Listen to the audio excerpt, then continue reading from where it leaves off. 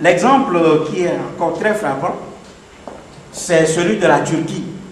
Alors, la Turquie, aujourd'hui, est très présente en Afrique et elle va opérer par étapes. En 1998, la Turquie adopte un document dont le titre est intitulé Opening Up to Africa Policy, qui a pour objectif d'approfondir les relations économiques avec l'Afrique.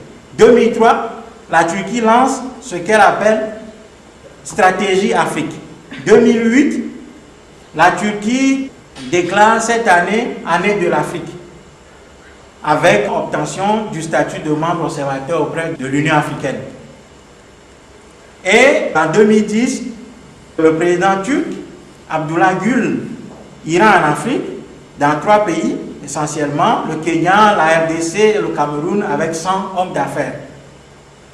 Et la Turquie va institutionnaliser ses relations au travers de son agent de coopération internationale qui s'appelle TICA, qui aujourd'hui a 3 bureaux en Afrique, notamment au Soudan, en Éthiopie et au Sénégal, à partir desquels elle opère dans 30 pays africains.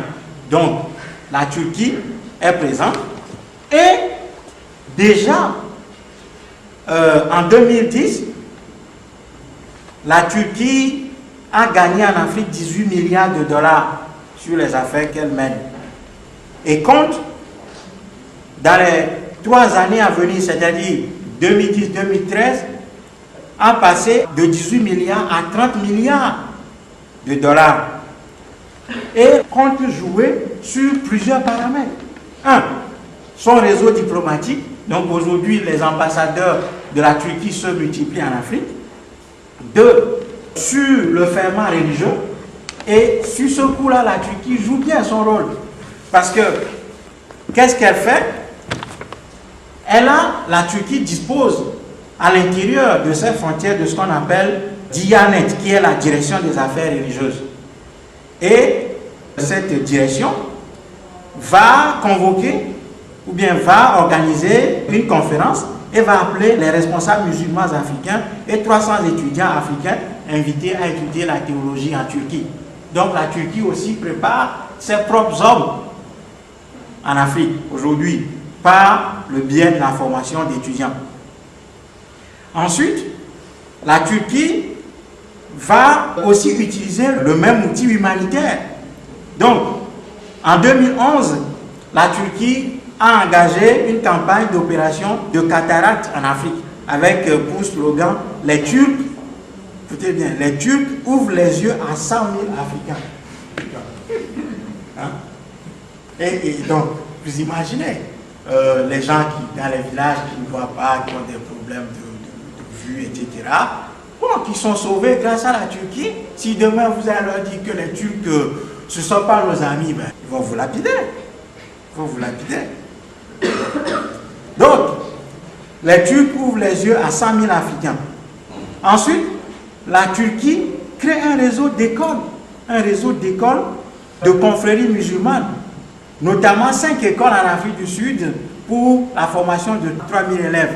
Et la Turquie utilise aussi le paramètre financier parce que la Turquie est membre de la Banque africaine de développement, membre étranger de la Banque africaine de développement. Donc la Turquie passe également par ce biais pour pouvoir s'implanter durablement en Afrique.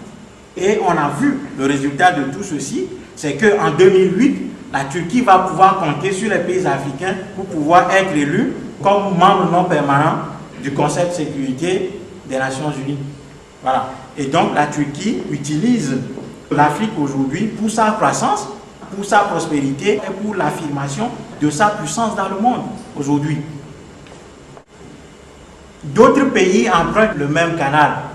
C'est-à-dire que le Brésil va aussi faire la même chose et va créer une université africaine pour pouvoir former faire venir des étudiants africains, les former à la pensée brésilienne, etc.